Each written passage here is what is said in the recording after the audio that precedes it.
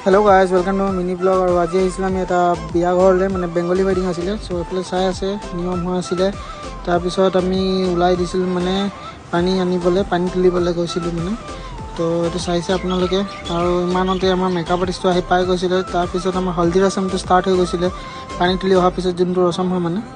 আৰু এফালে পেন্ডেলৰ অলপমান ডেকোৰেশ্যন আপোনালোকক দেখাই দিছোঁ কিমান ধুনীয়াকৈ বনাইছিলে तो कारबार যদি কিবা কন্টাক্ট লাগে ডেকোৰেশ্যন লগতে ফটোগ্ৰাফি ৰিলেটেড কিবা একো তেতিয়া হলে প্লিজ কন্টাক্ট কৰিব তো আপোনালোকৰ বাজেট ৰেঞ্জতে আমি কৰি দিবলৈ ট্ৰাই কৰিম আশা কৰিছো ভালে পাব আপোনালোকৰ ৰিজাল্টবোৰ এফালে সব কিমান ধুনীয়াকৈ ডেকোৰেশ্যনটো কৰিছে ন আৰু এজনী হল আমাৰ ব্ৰাইড কিমান ধুনীয়া লাগিছে সব গাইস তো এজনী আছিল একচুয়ালি মোৰ ক্লাসমেট আছিল আৰু মোৰ মানে পাৰাৰে দাদা এজন আছিল তাৰ ভন্টি মানে ৰিলেটিভে হয় মানে একদম চিনাকি আৰু ওচৰ আৰু এফালে অলপমান নিয়ম চিয়ম হৈ আছিল তো গাইস আজিলৈকে ইমানটোৱে আশা কৰিছো ভাল লাগিছে আপোনালোকক তো ভাল লাগিলে লাইক কমেন্ট শেয়াৰ কৰি দিব অলপ আকৌ লগ পাম গাইস বাই